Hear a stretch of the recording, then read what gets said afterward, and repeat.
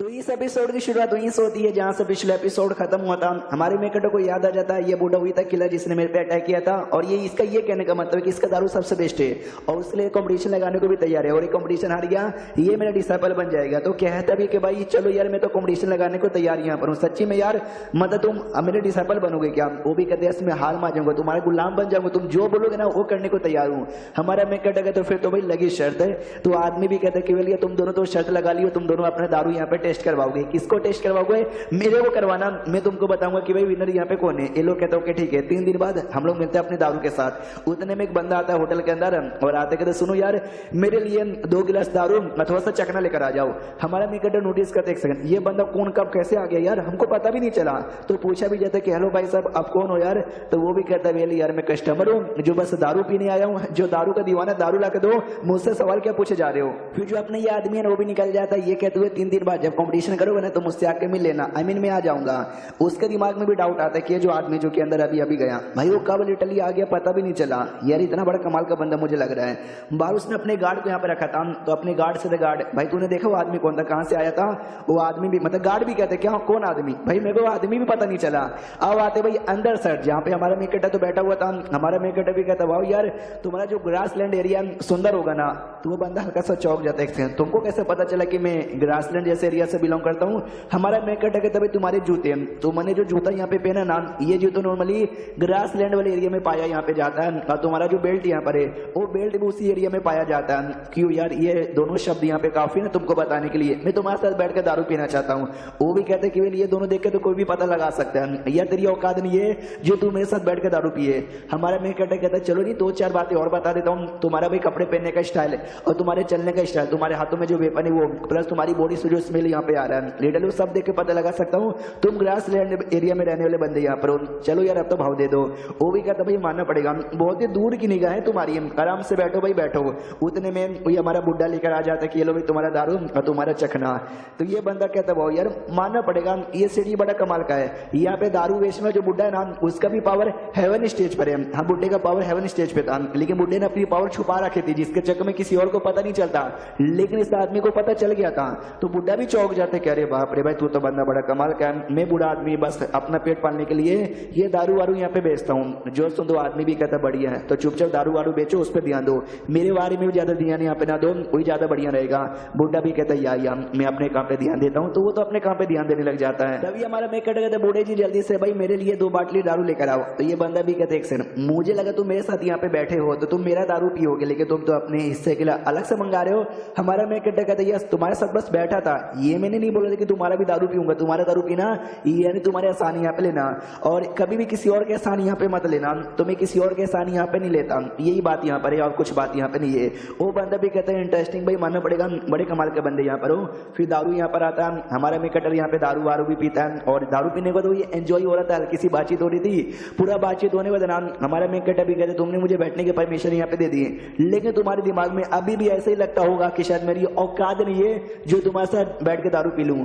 जो तो आदमी भी कहते कि वेल हाँ मुझे ऐसा लगता था, लेकिन अब ऐसा लग नहीं रहा, क्योंकि जिस हिसाब से तुम दारू पी के अपने आप को मेंटेन किए हो और जैसे तुम्हारा लेवल यहाँ पर 4थे रैंक पर हो, यार मानना पड़ेगा ठीक हो तुम्हारी औकात यहाँ पर है। तो हमारा मेकटर अपने दारू का पैसा देकर उठ जाता है, ये कहते हुए कि वेल यार मैं भी चूज करके बंदे लोग के सामने यहाँ पे बैठता हूँ, और जब मुझे बंदा मेरी औकात वाला नहीं लगता मैं वहां से उठ जाता हूँ, अलविदा इतना बोल के निकल के चल जाता है। ये लाइन जैसे वो आदमी सुनता है उसको समझ आ जाते को मुझे ये बोल के गया कि भाई मेरी कोई औकात नहीं है जो उसके सामने बैठ के यहाँ पे दारू पीऊं, जिसकी वजह से वो उठ के यहाँ से निकल गया। भाई मानना पड़ेगा बड़ा इंटरेस्टिंग लौंडा था, मानना पड़ेगा ये लौंडा जिसके साथ मैं पहली बार मिला था, मैं ज्यादा जानता भी नहीं, लेकिन अभी मुझे जिंदगी भर याद रहेगा। ये शायद 3 दिन बाद यहाँ पे वापस आने वाला है ना, तो मैं भी 3 दिन बाद आऊंगा उंगली करने के लिए। अब आता है हमारा मेकट मोटे के पास, देखो मोटे को भी सपोर्ट यहाँ पे चाहिए था, उसको यूंच बनाया जा रहा है, लेकिन उसको यूंच बनने का मतलब शौक नहीं है।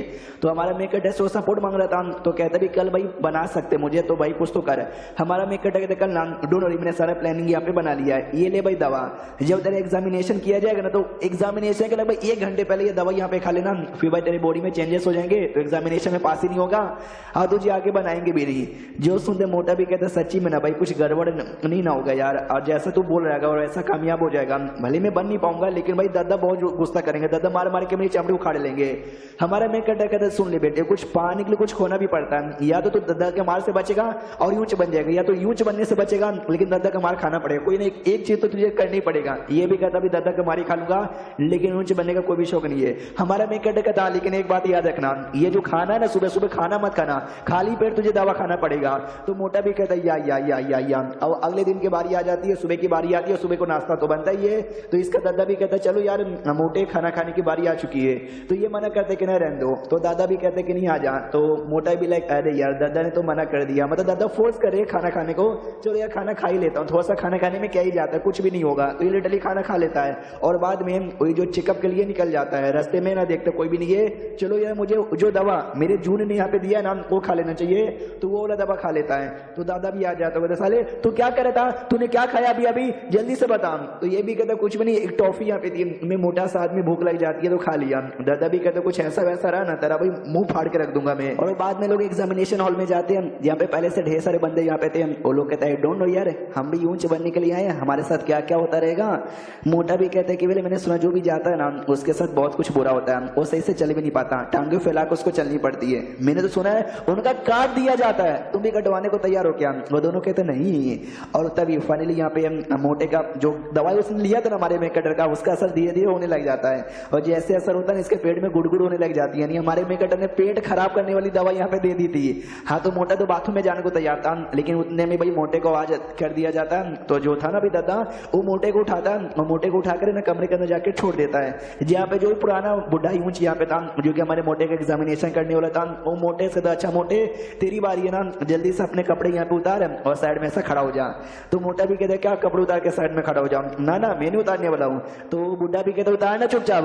तो हमारा मोटा कहता है कि ना मैं ना उतारूंगा। तो उसके सारे के सारे कपड़े यहाँ पे फाड़ दिया जाता है। मोटे को भी एक तो भाई उसका पेट खराब हो चुका है, पेट में भी टट्टी आ रही है, बात बात में पाद वाद आने वाला, लेकिन रोक के रखा है। वो जैसे उसका कपड़े फाड़ दिए जाते हैं, ये अपना पार्ट छुपा रहा था। तो यूंच भी कहता हटाओ हटाओ जल्दी से हटाओ, हमको दिखाओ और अपना जो पिछौड़ा ना ऐसा पीछे करके और टांगे फुला के खड़े हो जाओ। मोटा भी लाइक यार ये तो पोजीशन भी गलत यहाँ पे बोल रहा है, अरे यार मेरे को रुका नहीं जा रहा, मेरे को बिल्कुल भी रुका यहाँ पे नहीं जा रहा भाई, मेरा निकल जाएगा, लिटरली निकल ही जाएगा। और लिटरली भाई उसका निकल जाता है, हक देता है शायद वहीं पर। और कुछ समय बाद ना दादा जो कि बाहर वेट कर रहा था भाई, लिटरली घर तोड़कर ना मोटे को बाहर फेंक दिया जाता है। तो दादा भी देखता है साले क्या हो गया तुझे, अबे छी इतनी बदबू आ रही है, अबे तूने हक दिया है। लिटरली टट्टी भी लगी हुई थी अंदर से। वो बूढ़ा यूंच कहता है तेरा ये जो नलायक पोता यहाँ पर ना लेके निकल जाओ, आज के बाद इसको यहाँ पे लाने की जरूरत यहाँ पे नहीं थी। और लिटरली उसने हगने से इतना पादा था ना पूरे कमरे के अंदर पूरा भाई बदबू यहाँ पे फैल गया था। सारे बंदे को उल्टी आती है, उल्टी के मारे सब भाग जाते हैं। तो दादा भी कहते हैं साले भाई तूने तो मेरा नाम बदनाम कर दिया पाद पाद के, तुझे इसकी सजा मिलेगी, चल मेरे साथ। और लिटरली उस मोटे को उठाकर लेके चल जाता है और चैप्टर वीडियो यहीं पे खत्म हो जाता है। मोटा बच यहाँ पे गया लेकिन दादा कुटाई भी करेगा और इज्जत का फलूदा अलग से यहाँ पर हुआ। तरीका थोड़ा बुरा यहाँ पे था लेकिन ऊंचे बनने से बस तो गया ना। हम मिलते किसी और वीडियो में, जब तक के लिए बाय बाय।